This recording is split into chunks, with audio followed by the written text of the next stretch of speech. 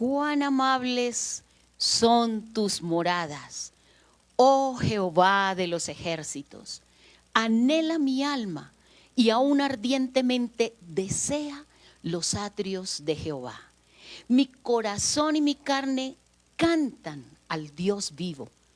Aún el gorrión halla casa y la golondrina nido para sí, donde ponga sus polluelos. Cerca de tus altares, oh Jehová de los ejércitos, Rey mío y Dios mío, bienaventurados los que habitan en tu casa, perpetuamente te alabarán. ¿Quién de nosotros no anhela estar en la casa de Dios cada día de su vida?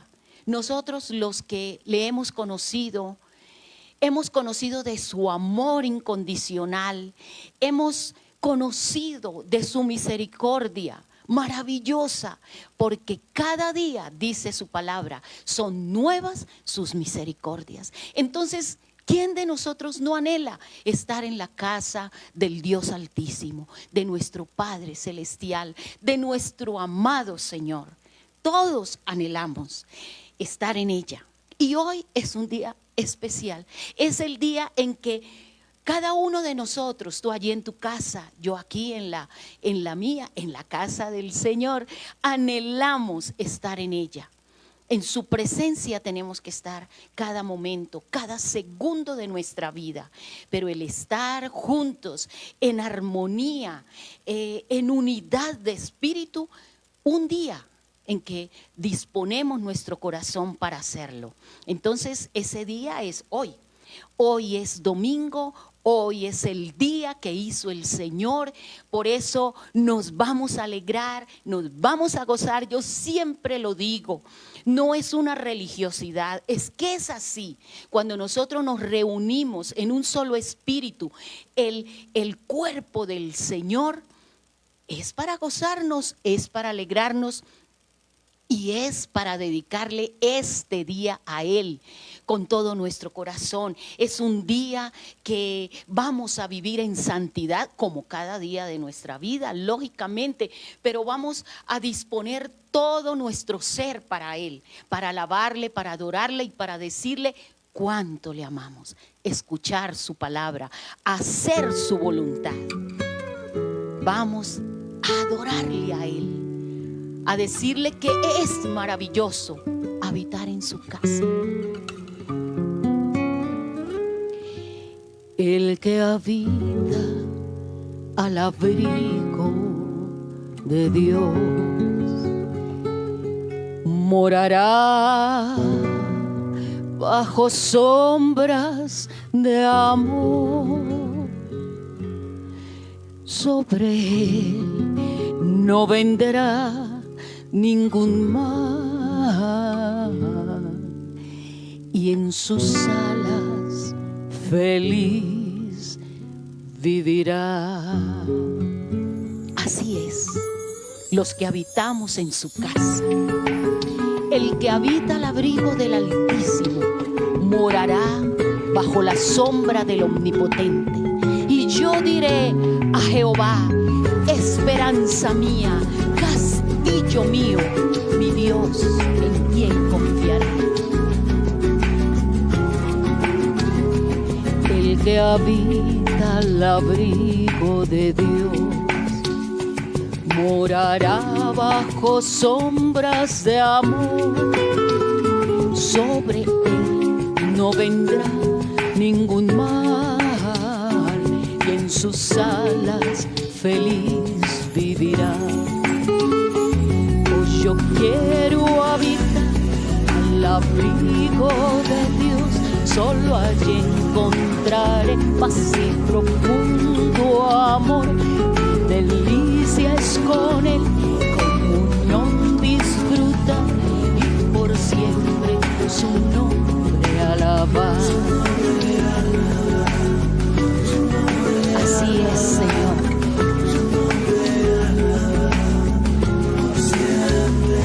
El que habita al abrigo de Dios ciertamente muy feliz será. guardará su salud y sus pies nunca resbalarán. Hoy yo quiero habitar al abrigo de Dios, junto allí encontraré paz y profundo amor. Mi delicia es con él, comunión disfrutar y por siempre su nombre alabar. Porque él ha puesto su amor, dice el Señor, yo también le libraré y estaré con él en la angustia, en la necesidad, dice Jehová de los ejércitos. Oh, yo quiero habitar al abrigo de Dios, solo allí encontraré paz y profundo amor. Mi delicia es con él, disfrutar y por siempre su nombre alabar. Y por siempre su nombre alabar. Y por siempre su nombre alabar.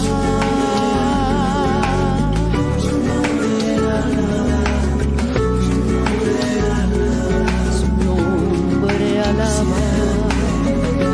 Mi delicia es con él, y por siempre su nombre alabar. Así es, Señor. La delicia nuestra tiene que ser alabar y adorar el nombre de Jehová, aquel que vive y reina por los siglos de los siglos. Que tengan hoy un maravilloso comienzo de semana, este domingo, para vivirlo, para disfrutarlo en familia. Que Dios les bendiga.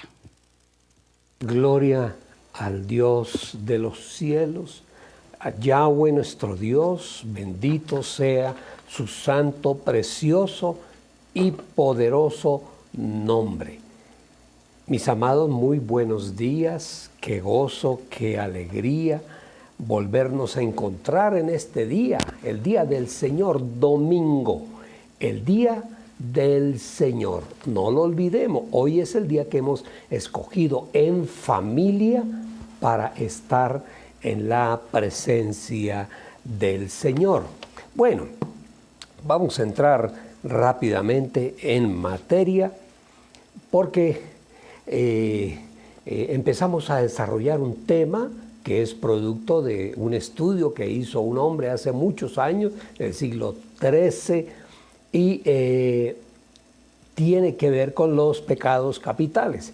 Quien hizo eso fue Tomás de Aquino, o como se le conoce en el santoral católico, Santo Tomás de Aquino. Él fue el que definió los 7 pecados capitales. Está bien, una recopilación de los pecados que el ser humano puede cometer.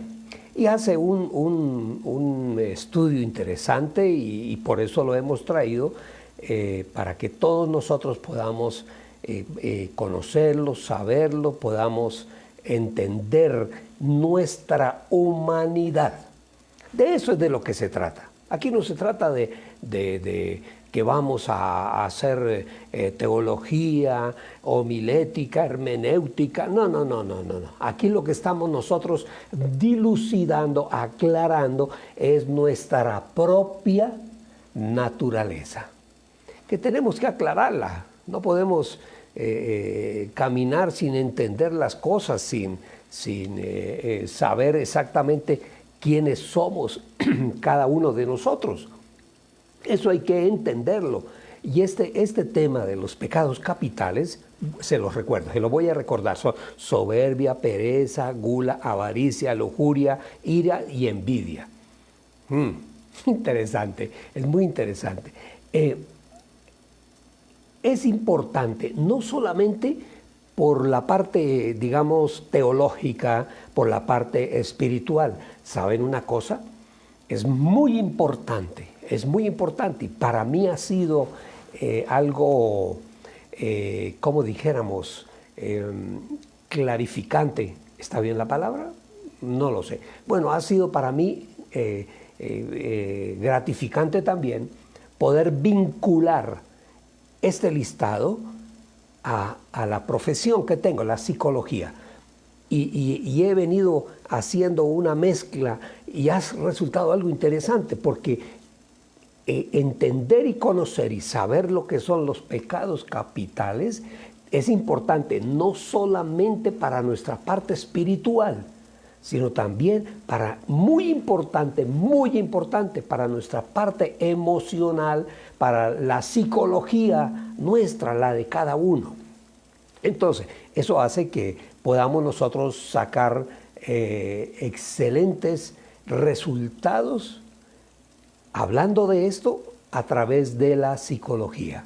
Es interesante porque los pecados capitales nos van a mostrar a nosotros la tendencia de nuestra naturaleza, y nuestra naturaleza es pecaminosa, y es pecaminosa a razón del pecado original. Recuerden ustedes, a partir de ese momento nuestra naturaleza se volvió pecaminosa. Entonces, tenemos que dar no solamente una batalla emocional o psicológica, tenemos que dar una batalla espiritual. Y analizando la batalla espiritual, la batalla emocional o psicológica, empezamos a descubrir tendencias en nuestra vida, por temperamento, por hábitos adquiridos, en fin, algo, sí, por favor. Entonces, tenemos que identificar las tendencias. O sea, estudiamos cada uno de los pecados capitales y nos vamos analizando cada uno de nosotros, a ver qué hay, qué nos falta arreglar, ¿sí? Identificar nuestras tendencias, por temperamento o por hábitos, porque todos tenemos tendencias. Nuestro temperamento, saben ustedes que los seres humanos somos todos, gracias, disculpen,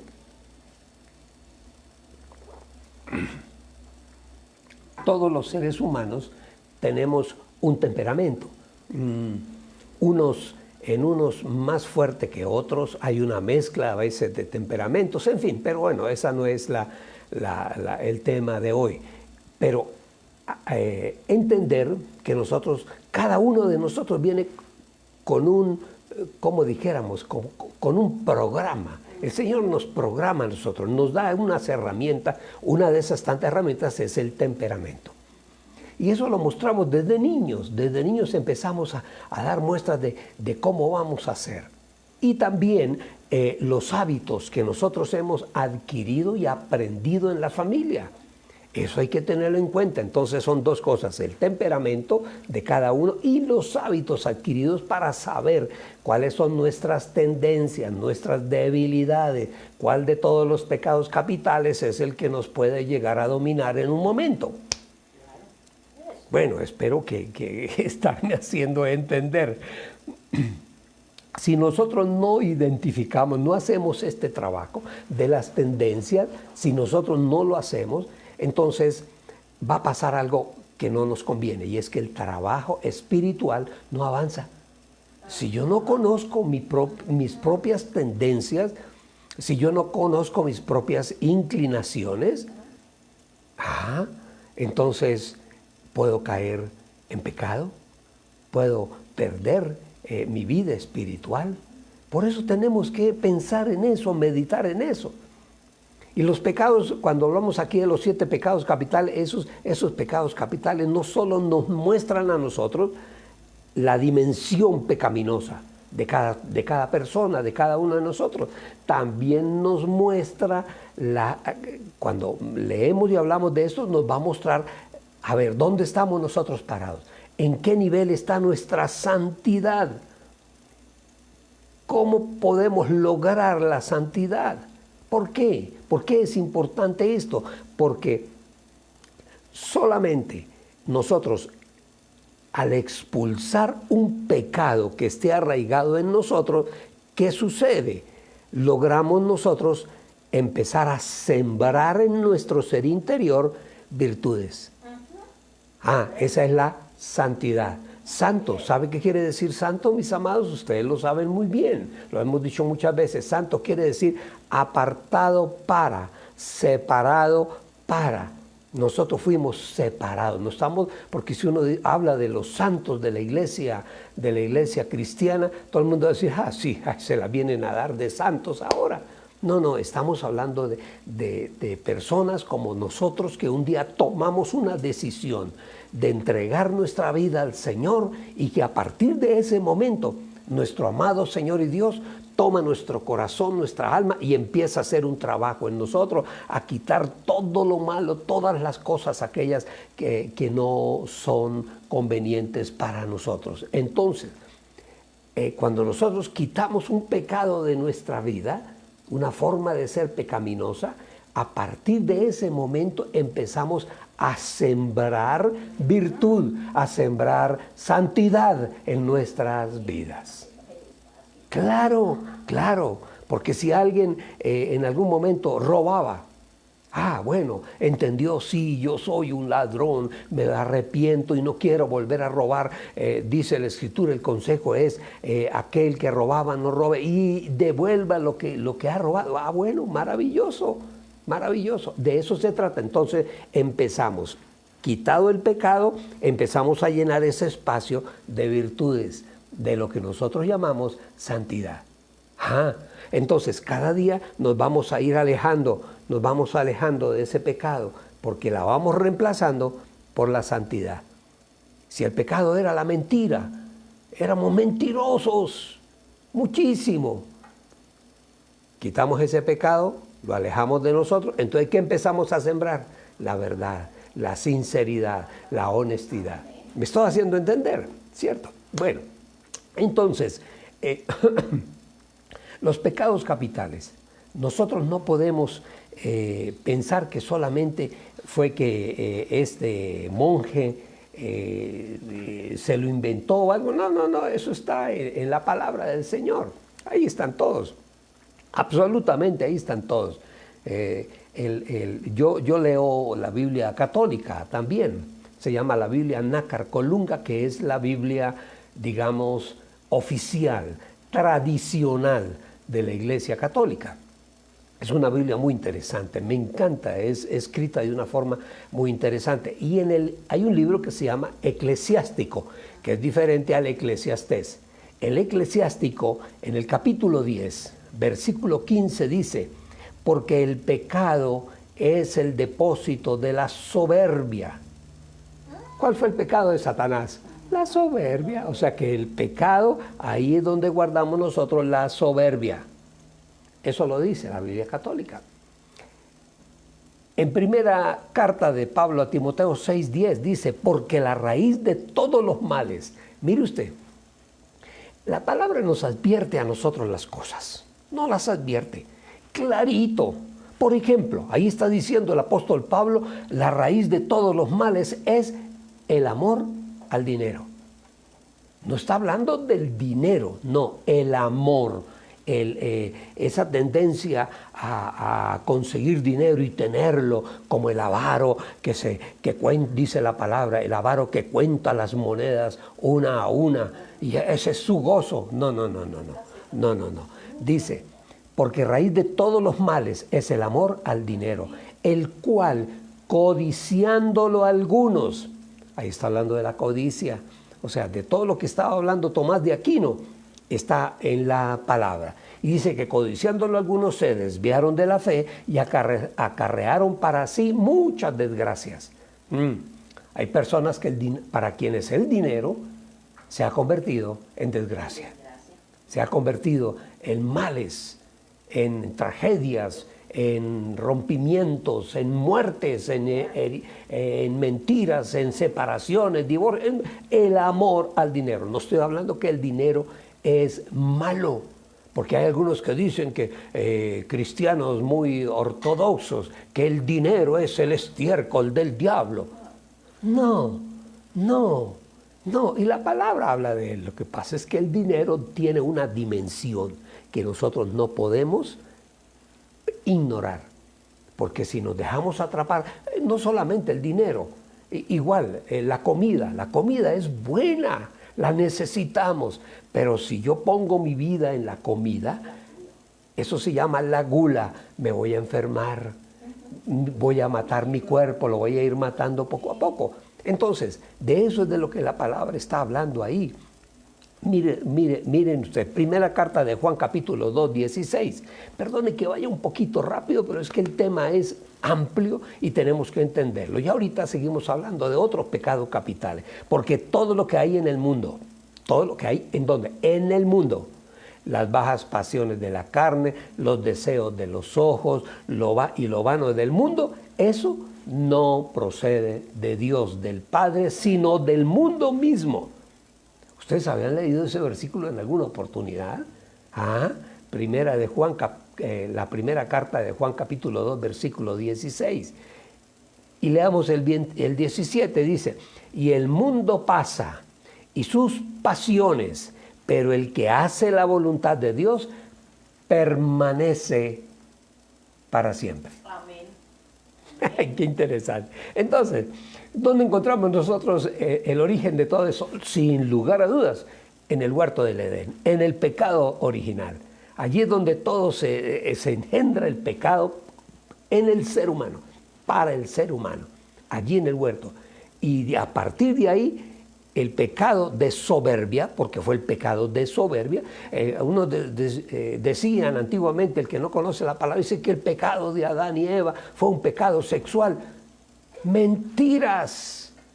Pero si la sexualidad la colocó el Señor en los seres humanos, lean Génesis 2 y el Señor le dice, creced y multiplicaos.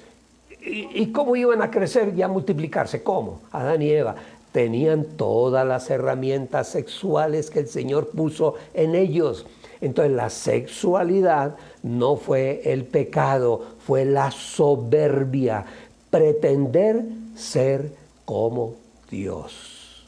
El mismo pecado que cometió Satanás, Luzbel, el ángel de luz, y fue destituido de la presencia de Dios, de la gloria de Dios fue destituido. Y de allá cayó, es el ángel caído. Bueno, entonces, el pecado original es el que da origen, bueno, valga la palabra, la redundancia, a todos los pecados que estamos viendo en este día. Digamos, el pecado original es como el director de los pecados, el que dirige al ser humano hacia el pecado. La debilidad, al perder la presencia de Dios, el ser humano se debilitó espiritual y emocionalmente. Cuando nosotros volvemos a Dios otra vez, nos ponemos nuestra vida sinceramente, no religiosamente, sinceramente en las manos de Dios, vamos haciendo a un lado el pecado y empezamos por quitar de nuestras vidas la soberbia que trae muchos pecados.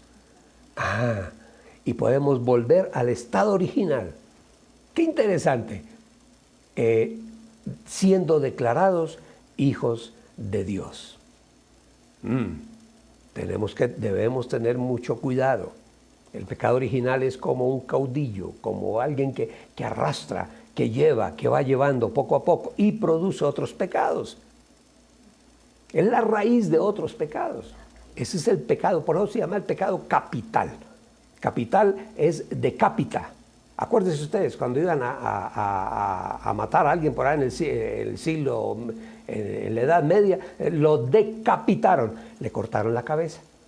Por eso el pecado capital quiere decir que son pecados que producen otros pecados, son la cabeza de otros pecados. Acuérdense cuando hablamos de la soberbia, eso fue algo muy interesante. Entonces, sin lugar a dudas, los pecados capitales son apetecibles para el ser humano. Lógico, lógico, la codicia, la gula, la lujuria, claro que son apetecibles, claro que sí, pero en algún momento se vuelven contra nosotros. Los pecados capitales se vuelven contra nosotros. Por ejemplo, la avaricia, que ya hablamos de ella, la acumulación de riqueza, sea como sea, no importa si hay que matar, robar, engañar, mentir, quitar, no comer, porque hay gente que es tan avara que ni siquiera come. ¿Sí? Y lo vimos allí en nuestra tierra, habían unas señoras, unas señoritas, y eran solteronas, pero ya muy viejas, y tenían un dinero, y tenían un almacén grande, y vendían mucho, pero la ropita era una ropita, ni siquiera se daban el gusto, ellas mismas eran tan avaras, y eran todas flaquitas, y yo creo que no gastaban ni en comida.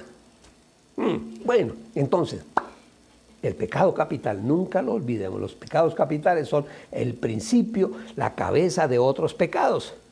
Así como el pecado original empezó a crear en el ser humano otras cosas. Acuérdense ustedes que no más de Génesis 3 a Génesis 4 vamos a encontrar que ya hay un hermano que le tiene envidia, odio, rabia a su otro hermano, Caín.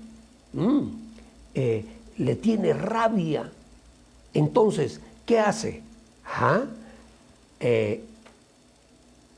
Lo asesina, lo quita del medio, porque le tenía rabia, porque lo que el otro hermano, que era Abel, él daba ofrendas al Señor de todo corazón y daba lo mejor. En cambio el otro no, las ofrendas de Caín no eran aceptas para el Señor, porque él daba como por dar y como porque dijeran que él también daba. Bueno, terminó matando a su hermano. Todo eso viene del pecado capital. El que camina en la lujuria, igual. Y no solamente, mire, los pecados capitales no vienen solos, vienen acompañaditos. Por ejemplo, aquel que gusta de la lujuria, pongamos un ejemplo, hombres que se dejan llevar por su erotismo, por su sexualidad, y andan buscando mujeres, y si no pueden conquistar a una, van y pagan para que estén con él. Esa es la lujuria. Y el lujurioso, el que maneja ese tipo de pecado, puede llegar a robar, porque necesita, es como un adicto, es adicto a ese pecado, la adicción, que hablamos un día de ella. Entonces, para satisfacer su pecado, su concupiscencia, ¿qué hace? Miente, roba, puede llegar aún a quitar la vida a otro, en fin. Mire, ustedes han oído hablar de Aristóteles, ¿cierto que sí? Ustedes han oído hablar de Aristóteles, un filósofo griego. Él decía algo muy interesante, él decía que el que roba para adulterar es más adúltero que ladrón. ¡Qué interesante!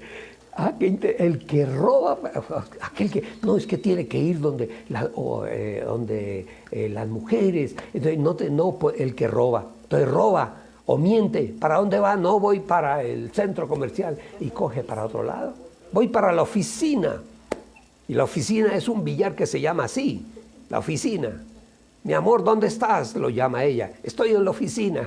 Es un billar que se llama la oficina. Bueno, y andando en todo esto, miente, roba, engaña, para poder tener, para ir a esos lugares. Entonces, los pecados capitales son como un mapa que van a permitir al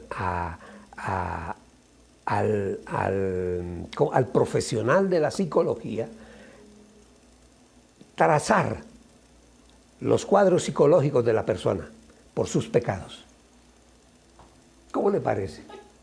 Por eso hay que conocerlos, porque un problema matrimonial puede surgir porque el pecado capital es la soberbia. Hay matrimonios que se han deteriorado por la soberbia de uno o de otro. o de los dos. Imagínense dos soberbios casados, es increíble. Entonces, esos pecados nos sirven a nosotros también para la consejería. No es que mi marido es muy avaro, eso las moneditas y no quiere gastar en nada y el colegio de los niños se debe y él no quiere, teniendo con qué pagar, no paga. Partiendo del pecado, de la avaricia, podemos nosotros empezar a entender los pecados o las fallas psicológicas dentro de una relación matrimonial o en la casa o en la familia. Entonces, sigamos hablando de los pecados capitales. Vamos a hablar hoy de un pecado capital, la avaricia. Ese es un pecado, digamos, de excesos, porque hay pecados que son de excesos. Por ejemplo, este es la avaricia, el avaro, que es un deseo. El avaro tiene un deseo incontrolable de poseer riquezas, de poseer bienes y muchos poseer personas. De ahí surge la esclavitud de hace siglos. Gracias a Dios se acabó la esclavitud. Hoy en día hay otros tipos de esclavitud. Pero entonces es un deseo incontrolable, la avaricia de bienes y riquezas. Mire lo que decía este hombre Tomás de Aquino, el que organizó los pecados capitales. Él decía que, hablando de la avaricia, decía que es un pecado contra Dios, como todos los pecados, ya que el hombre desprecia lo eterno, lo desprecia por lo temporal, por las riquezas, por los bienes. ¿Ah? ¡Qué interesante! Y esto lo decía Tomás de Aquino, estamos hablando de hace muchos siglos atrás. Entonces, los pecados capitales no vienen solos, por eso son capitales, son como de los que parten otros pecados. Me estoy haciendo entender. Entonces, de la avaricia surgen otros pecados, por ejemplo, la deslealtad, la traición, el robo, el asalto con violencia, las mentiras, los engaños. Y todo esto es para beneficiar al que quiere tener, quiere atesorar, quiere guardar. No importa si en algún momento tiene que quitarle la vida a alguien, si en algún momento tiene que robar la empresa, no importa si en algún momento le quita a otro que tiene o que ha guardado. Entonces, los pecados capitales no vienen solos, no vienen acompañados. Miren ustedes, entonces, a este pecado capital, que es terrible, mis amados, si hay algo terrible en una sociedad, es la avaricia. Porque el avaro no le importa hacer. Mire, esos que roban el erario público, el fisco público, esos que roban, ahí están. Es tener, y no importa a qué precio. Roban, mienten, engañan, traicionan, en fin, para poder tener, y que le digan honorable, y la gente se agache, eso flotan en el aire. Oiga. Y muchos, aún siendo cristianos, cuando llegan allá, se olvidan y se vuelven iguales, prepotentes. Porque es que ahora es honorable representante, honorable concejal, honorable diputado, el honorable senador, el honorable ministro. Y se les olvida, Entonces, mis amados, debemos generar lo contrario. ¿Y qué se opone a la avaricia? ¿Qué se opone a la avaricia? ¿Tú qué crees? Al avaro. ¿Qué se le opone a eso? ¿Cuál es la virtud? La avaricia es el pecado y la virtud es la generosidad. Esa es la virtud. La generosidad. ¿Qué es la generosidad? ¿Saben ustedes que la generosidad, así como la avaricia es un hábito, la generosidad también es un hábito?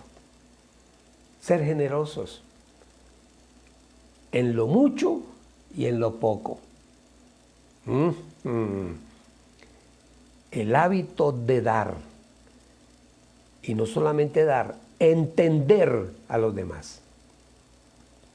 Porque mucha gente no entiende. Ay, mire, Señor, una monedita porque es que llevo 3 días sin comer. ¿Y eso? ¿Y esa falta de apetito por qué? Por favor, no entendemos. Así como hay malos que se aprovechan de la mendicidad, y lo digo porque conocimos en nuestra ciudad una mujer que pedía siempre en el mismo semáforo, siempre, en el mismo semáforo. Y ponía una cara, era experta, era una pordiosera experta. Y ponía una cara y hablaba en un tono y decía 2, 3 palabras y la gente le daba. Tenía propiedades, tenía edificios y tenía hasta novio, ¿recuerdas? Pues, el engañador, el engaño. Entonces alguien diría, ve, se fija, por eso es que yo no doy. No, eso no es problema tuyo. Tú simplemente das. Yo a veces le digo a mi esposa, dele porque lo que hace y como pide es un actor, eso es una actriz, y los actores les pagan y ganan bien. Entonces, oiga, es que se hacen heridas o fingen tener heridas, van con un cabestro que se partió, o alquilan niños. Sí, van y prestan un niño para ir a pedir limosna con el niño alzado y la gente por misericordia le da. El problema no es para el que da, el problema es para esa persona que recibe esa limosna. Cada día será más pobre, no, más limosnero, más, como dijera, miserable, porque puede llegar a amontonar dinero, puede llegar a tenerlo, aprovechándose de la mendicidad, claro que sí, pero siempre será un miserable, siempre lo será. Bueno, entonces, ¿qué es lo que nosotros tenemos que, para quitarnos ese hábito de la avaricia, ese pecado capital de la avaricia, lo transformamos en generosidad, que es un hábito, el hábito de dar, el hábito de entender a las personas. Tenemos que entenderlas. Hay que, y además yo digo que eso lo llena a uno. Ponerse en los zapatos del otro y procurar, bueno, vamos a reunir. Mire, yo siempre lo estoy diciendo y recordándoles, mis amados. En la casa, en el closet, tú tienes cosas que ya no necesitas. Ya no las necesitas. Bueno, tú nos llamas, nosotros vamos por ella. Hay mucha gente, hay personas a las que siempre que reunimos como iglesia, eso no soy yo, es el Señor, y procuramos darle a alguien. Y lo hacemos con gozo, con alegría. Bueno, entonces, la generosidad, aunque no parezca, yo diría que es un don, una gracia que tiene mucha gente, muchísima gente. Uno lo ve sobre todo en los desastres naturales. Cuando hay un desastre natural, un terremoto, ver la solidaridad de las personas. Pero no tenemos por qué esperar a que venga un terremoto o que venga el huracán Katrina y barra toda la isla, o el huracán, el de Providencia, no recuerdo. Hay que estar con esa gente. Y hay mucha gente que está permanentemente pendiente de eso. Voluntariamente recogen, van, llevan, pobre gente, se les cayó la casita, vamos a ver cómo les ayudamos, unos ladrillos, llevémosles ropa, llevémosles comida, recursos. Esa es la generosidad, esa se antepone a la avaricia, no lo olvidemos. Y la generosidad es algo increíble, es algo increíble. Debemos practicarla más a menudo, porque hay algunos que no practican la generosidad ni siquiera con los de su casa. No son generosos ni siquiera con los de su casa, ni siquiera con sus hijos, ni siquiera con su esposa, ni siquiera con su esposo.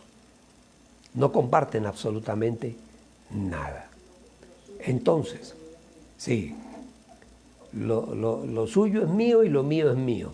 Ajá, eso es cierto. Bueno, podemos seguir hablando de este pecado. Claro que sí, mucho más de la avaricia, pero vamos a entrar en otro. La envidia. La envidia.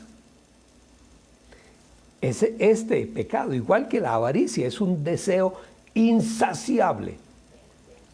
La envidia. La envidia. Claro que hay una diferencia entre la avaricia y la envidia, pero son muy parecidas. La avaricia tiene que ver solamente con bienes materiales. Lógico, yo ansío, ¿cómo se diría? Anhelo o sí, poseer los bienes que tienen otros y quitárselos de... Esa es la avaricia. La envidia, sí, incluye también bienes, pero también incluye la envidia, lo que podríamos llamar como bienes intangibles. ¿Sí? Bienes intangibles. Por ejemplo, si alguien es el mejor de la clase, entonces le tengo envidia, porque es que él se las da, él cree que es que sabe mucho. No, lo que pasa es que él estudia. La envidia porque la persona es hermosa, es bonita. Entonces la envidia de la, ¿cómo es que dice? La belleza, algo así, las bonitas, sí, o al revés, las feas, bueno, no recuerdo. Entonces, mis amados, ese es otro tipo de pecado, la envidia. La envidia, ¿por qué? Anhelamos no solamente bienes, sino también cualidades de otra persona, lo que tú decías, ¿sí? Ay, le tienen envidia porque es la más bonita del salón. Pero ¿qué puede hacer? Si nació así, pues bueno, lo único es que no se vaya a volver orgullosa, soberbia, que porque es bonita y mira a los feos por encima del hombre. No. Pero que sea una persona pues común y corriente, y los feos o las feas la envidian. Entonces envidiamos no solamente el dinero, lo físico, también envidiamos cualidades. Es que es el mejor del salón y él sabe todo. ¿Por qué? Porque estudia y se prepara. Entonces, ¿por qué le vas a tener envidia? Eso hay que hablárselo muy clarito a nuestros hijos. Y el pecado de la envidia es como más personal, ¿sí? Porque es como que tenemos objetivos. Queremos específicamente un bien que tiene el otro, sea un bien físico, dinero o posiciones, o bienes emocionales de lo que sabe, porque la gente lo ama mucho, porque es generoso, entonces nos da envidia. Alguien decía de alguna ciudad donde eran todos desnutridos, y alguien decía que eran desnutridos y tenían cara, eran verdes, pero de la envidia. ¿Y saben ustedes que por envidia se pueden acarrear muchísimos males? Alguien por envidia no puede ayudar a otro que se está muriendo. Así de sencillo. Ajá. El envidioso percibe las cosas que otro tiene como injusticia. Y lo vemos, mire, lo vemos tan fehacientemente que se han escrito teorías políticas alrededor de eso. Y si alguien tiene más que ustedes, porque a usted le robaron. Y ese es, no. Entonces, vamos a armar un sistema político para quitarle al que tiene. No, no. Yo diría que el 90% de los que tienen es porque han trabajado. Y han trabajado muy duro. Que hay una pequeña porción de personas que se han dedicado a robar el fisco, a robar a otros, a engañar a sus empleados, a no pagar salarios. Sí, los hay. Pero yo me atrevería a decir que la gran mayoría de los empresarios, por lo menos de los que yo conozco aquí en Colombia, son gente buena, gente honesta, trabajadora y gente que le cumple a sus empleados. Entonces, nosotros, ese pecado de la envidia nunca debe estar en nosotros, nunca. En un corazón sano no puede estar la envidia. Ajá. Y ¿saben qué es lo más tremendo del envidioso? Que el envidioso se llega a alegrar si a esa persona que él envidia le llega a pasar algo malo. Siquiera le estrellaron el carro, se las daba de mucho porque pasaba con el carro y siquiera se lo estrellaron. Se alegra con el mal ajeno. Ese es el envidioso. Es un pecado capital. Mira, un escritor español, y tomé este dato porque me llamó la atención, Francisco de Quevedo. Es muy conocido.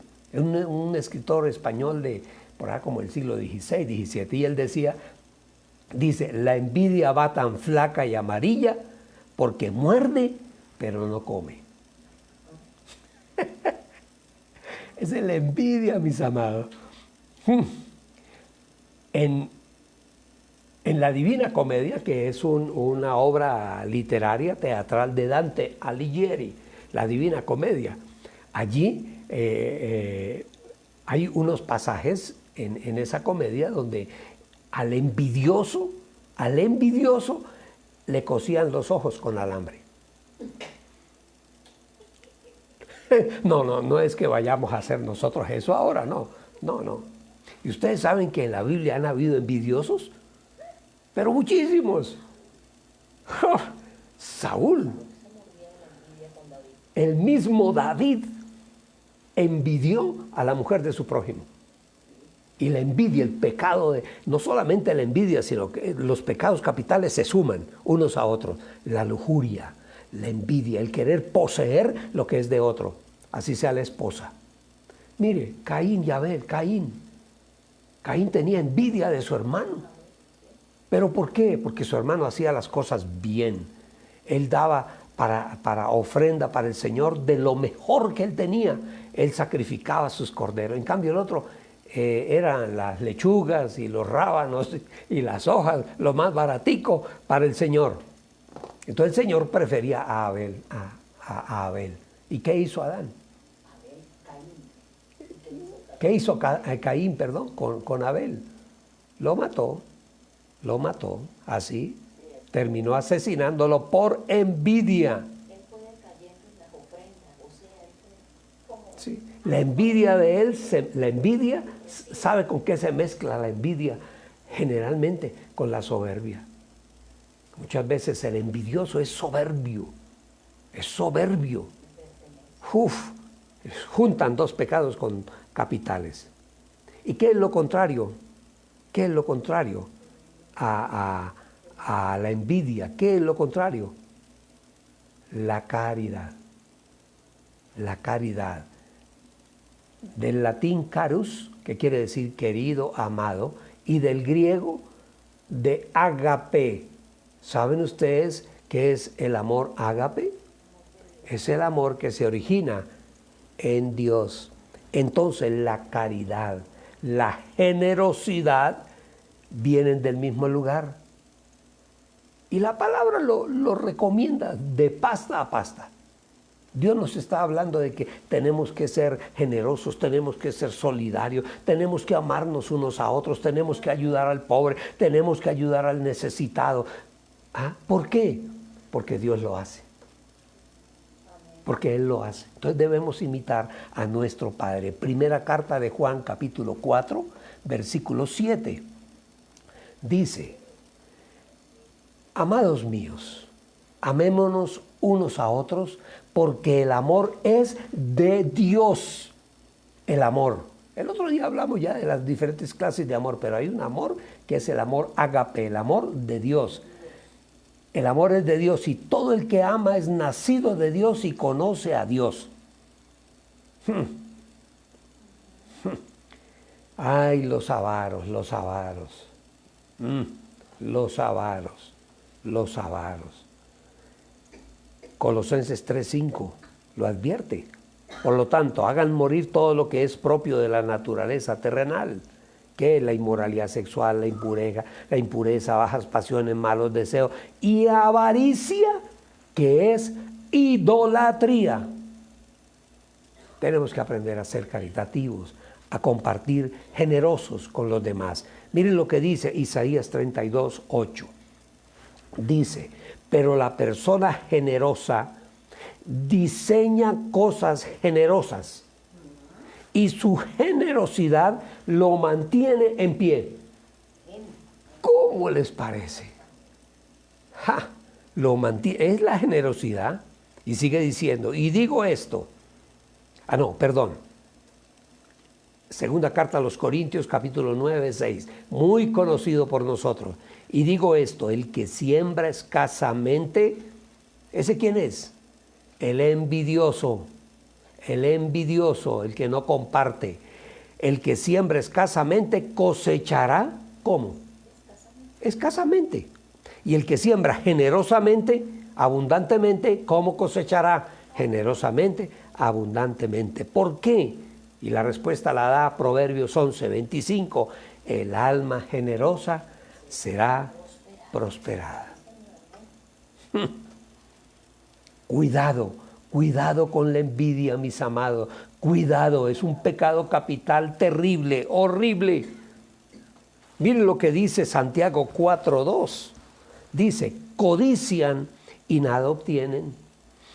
Matan y envidian, pero nada logran.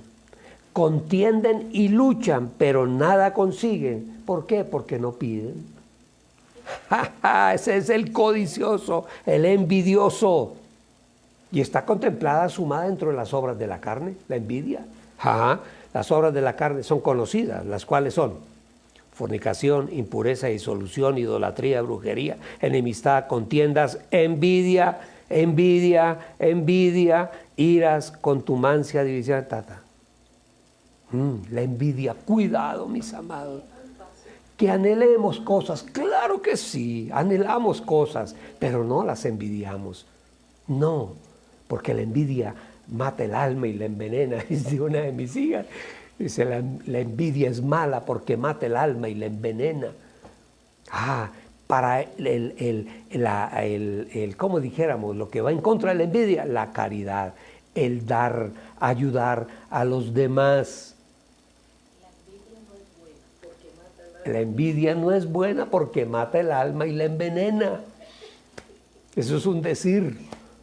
Es que es una de mis hijas que repite esa frase permanentemente. Entonces, ¿qué debemos desarrollar en nosotros? Ser dadivosos, la caridad. Y saben ustedes que el dar, el ser caritativo, es fundamento yo diría que de todos los dones. Aprende a dar. Por eso es que vamos a hablar un día de lo que es la ofrenda y el diezmo. Eso no es, como dicen algunos, para enriquecer al pastor. No, eso tiene fundamentos teológicos muy profundos, y no solamente teológicos, sino fundamentos psicológicos en la persona. Aprender a dar. Eso es lo que el Señor nos quiere enseñar, que aprendamos a abrir las manos, la caridad, a ser caritativos, la bondad humana llevada a más expresiones. Eso tiene origen en Dios. Es identificarnos con nuestro Señor Jesucristo. Él dio, por amor, se dio. No solamente dio milagros y sanidades y nos dejó una palabra interesante, no, Y la salvación no la dejó también, sino que dio su propia vida. Su propia vida la dio. Puso por precio su vida, la puso y se la quitaron. Pero él dice, pero yo la volví a tomar. Eso solo lo hace Dios y nadie más. Bueno, paremos ahí. Nos quedan otros y sobre todo uno con el que voy a seguir, que el martes seguimos con él, que es la lujuria. Vamos a hacer advertencias muy claras acerca de este pecado capital, la lujuria. Cuidado. Entonces, dejémoslo así, dejémoslo ahí hoy, dejémoslo ahí. Con lo que hemos hablado, cuidado, ojo con la avaricia, ojo con la envidia. Es una obra de la carne. Y nosotros como creyentes, amorosos en Dios, no podemos ser soberbios, ni avaros, ni envidiosos. No podemos. Dejémoslo ahí. Dejémoslo ahí. Oremos al Señor. Padre bueno, cuando tú nos hablas, Señor, del pecado, para nosotros es una advertencia. Tú nos colocas frente a cada uno las evidencias. Lo bueno y lo malo está delante nuestro. Es nuestra decisión escoger. Y queremos escoger siempre lo mejor. Cada día parecernos más a ti, nuestro Creador. Que no hayan estos pecados en nuestras vidas. Y que tú, Señor, nos enseñes cada día más para nosotros enseñar como mayores a los que vienen detrás de nosotros, a nuestros hijos, a los niños. Tenemos que enseñarles. No podemos, Señor, sembrar veneno en su corazón. Enséñanos, Dios, a enseñar a nuestros hijos para que sean hombres y mujeres que vivan una vida plena, una vida íntegra delante de ti, Señor. Danos la sabiduría que viene de ti, la sabiduría del cielo en cada uno de nosotros. Danos sabiduría, Dios. La necesitamos muchísimo. Es una herramienta fuerte y poderosa para poder cada día caminar en triunfo, de gloria en gloria, de triunfo en triunfo. Gracias te damos, Dios. Yo bendigo la familia hoy. Bendigo los pequeños, los hijos, los bendigo. Señor, enséñanos a enseñarlos a ellos. Que lo que tú nos enseñes, nosotros se lo compartamos a ellos, para que sean hombres y mujeres de bien. Gracias te damos, Señor. Amén. Y amén. Y amén y amén. Bendito sea el nombre del Señor. Gloria a Dios. Bueno, vamos a honrar al Señor con nuestras ofrendas y con nuestros diezmos. Y para eso quiero invitarlos a que abramos nuestra Biblia en segunda carta a los Corintios, capítulo 9, y vamos a leer del versículo 6 hasta el versículo 12. Vamos a leer. Dice así: pero esto digo, el que siembra escasamente. ¿De qué estamos hablando, mis amados? ¿De qué estamos hablando? De la generosidad. ¿Por qué? Porque la avaricia es un pecado mortal, un pecado capital. Y la avaricia produce otros pecados. Pero nosotros clamamos a Dios para que nos enseñe la generosidad. El hábito es un hábito. ¿Saben ustedes que la generosidad es un hábito? Es el hábito de dar. Dar. Y yo siempre traigo a colación de mi abuela materna. Sí, dar sin esperar nada a cambio. Hace mucho, yo era un bebecito, tendría 3 años, 4 años. Pero esos son imágenes imborrables para mí. Mi abuelita con mi abuelo maternos tenían un hotel, un hospedaje. Y en el hotel vendían comida también.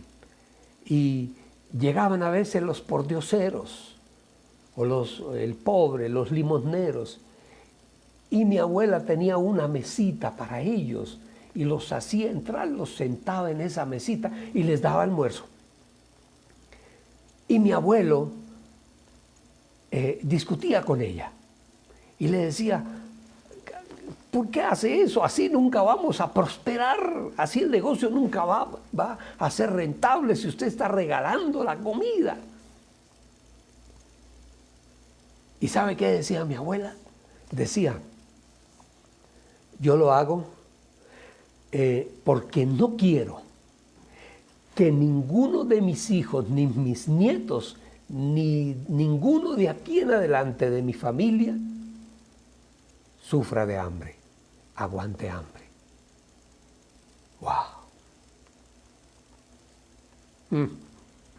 Gracias a Dios por mi abuela.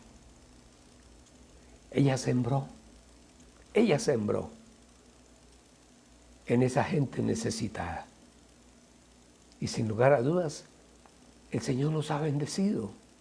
Aún los nietos, no solamente bendijo a los hijos de ella, a mis tíos, sino a mis padres, a mis hermanos. Ahora a mis hijos, a los nietos a los bisnietos de ella y de mi abuela. Sigamos leyendo. El que siembra generosamente, generosamente también segará. Cada uno dé como propuso en su corazón, no con tristeza ni por necesidad, porque Dios ama al dador alegre. Eso ya empezó en la Iglesia Católica, ya empezó el curita a pedir, ya empezó el pastor a pedir. No. Nosotros no pedimos para nosotros. Vivimos del altar, pero pedimos también para que la obra vaya, camine. Todo cuesta. Estas flores cuestan, esta bandera cuesta, la cámara cuesta, todo cuesta. Hay que pagar arriendos, hay que pagar servicios, hay que pagar internet, que es un servicio adicional moderno que no existía hace muchos años. Ahora hay que pagarlo. En fin. El que siembra generosamente, generosamente recogerá. Y sigue diciendo: cada uno dé como propuso en su corazón. Si unos quieren dar el diezmo, den el 10%. Si yo quiero dar más, que dé más como su corazón le diga. Si tu corazón es un corazón tacaño, bueno, el problema es tuyo. Porque la obra del Señor nunca será desatendida, nunca. Si hay corazones tacaños, hay corazones que se encierran, también hay corazones generosos, abiertos. También los hay. Sigamos leyendo. Y termina diciendo: Dios ama al dador alegre. Y cuando hablo del dador, no estoy hablando solamente de aquel que da el diezmo en la iglesia. Ofrenda a la iglesia. No. Es el que da. Uno puede dar de todo lo que tenga, tienes que dar. De ti mismo, tú puedes dar tiempo para enseñar a otros, para ayudar a otros. Tú puedes dar para enseñarle a una persona cómo llenar un formulario. Eso se llama dar. El dar a un enfermo, ir a visitar a un enfermo, eso es dar. Y dar con amor, con generosidad. Sigamos leyendo. Dice: y poderoso es Dios para hacer que abunde en todos vosotros toda gracia, a fin de que, teniendo siempre en todas las cosas todo lo suficiente, sean abundantes en buenas obras. Si tenemos lo suficiente, ¿por qué no podemos ser abundantes en buenas obras? Y sigue diciendo: como está escrito, repartió, dio a los pobres y su justicia permanece para siempre. Ese es el Salmo 112, versículo 9, ese es. Y sigamos leyendo, versículo 10 de segunda carta a Corintios 9, 10, dice, el que da semilla al que siembra y pan al que come, proveerá y multiplicará vuestra sementera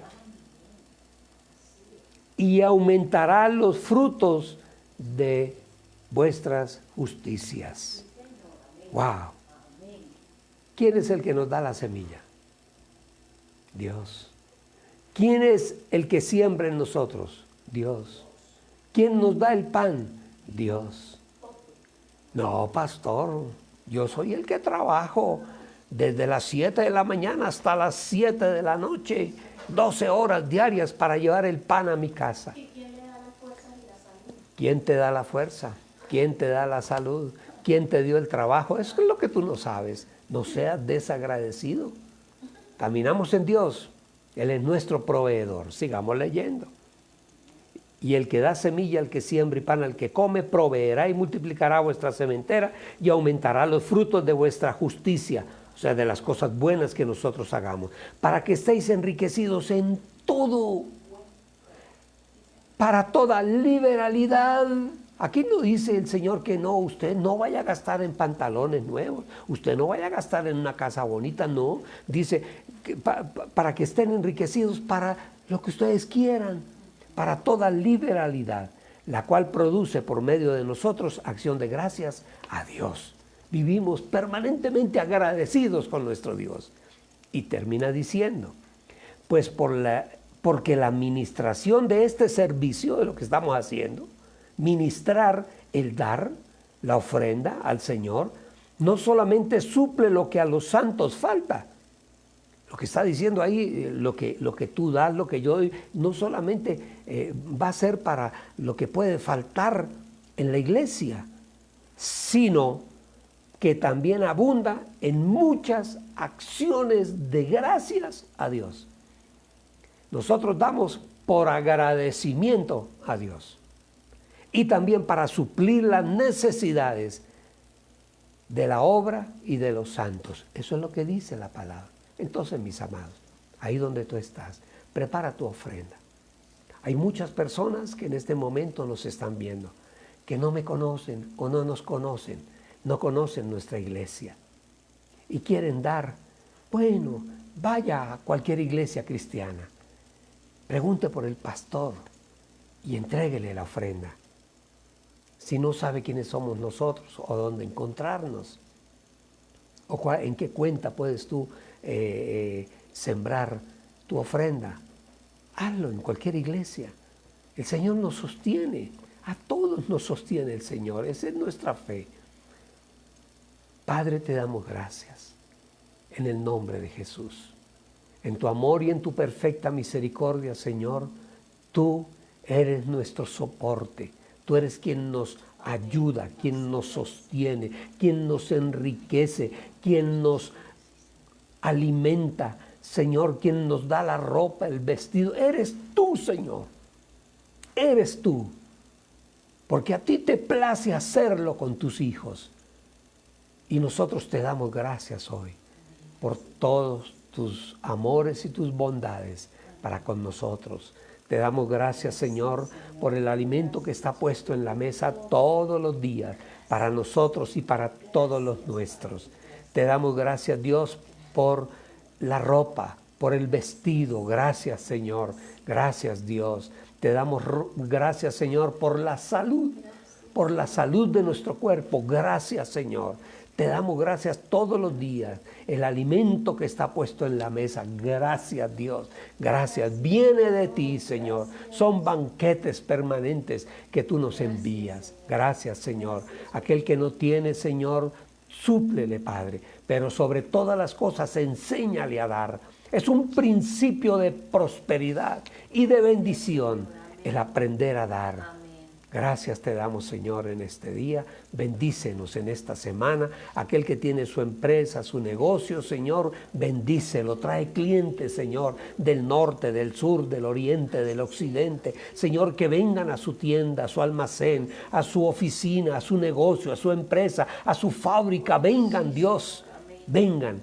Aquellos, Señor, que son tus hijos, que te siguen a ti. Bendícenos, Señor, con toda bendición. Bendice nuestra casa, bendice a nuestros hijos, bendice al que está enfermo, Señor, hoy. Hoy, bendición de sanidad para aquel que está enfermo allí en tu casa. Los bendecimos en el nombre de Jesús y declaramos la salud en sus cuerpos hoy en el nombre de Jesús. Si hay problemas y dificultades en tu casa, en tu matrimonio, en la indisciplina de tus hijos andan por mal camino, hoy en el nombre de Jesús, Señor, los reclamamos para ti. En el nombre de Jesús, a tus hijos los reclamamos para ti, para que entren al camino tuyo, Señor, y caminen conforme a tu voluntad. Gracias te damos, Dios. Gracias, Señor, guarda la iglesia, guarda nuestro país, guarda, Señor, a tu pueblo. Guárdalo, Señor, estamos viviendo tiempos difíciles y complejos, pero ayúdanos, Señor, danos la sabiduría que necesitamos para salir adelante. Bendice nuestra casa, nuestra familia, a nuestros hijos, a nuestros nietos, a todos, del mayor hasta el menor. Bendícenos, Dios. Gracias, Señor. Amén y amén y amén. Mis amados, que tengan un domingo feliz. Reúnanse con la familia, con los hijos, almuercen, ríanse, hablen de cosas agradables, de cosas buenas. No peleen, no discutan, disfruten la familia. La familia es para disfrutarla en el Señor. Los espero el próximo martes 8 de la mañana. Martes 8 de la mañana seguimos con el tema. Y el tema que viene, es muy interesante, muy interesante. No se lo pueden perder. Dios les bendiga, que tengan un feliz domingo. Dios les guarde.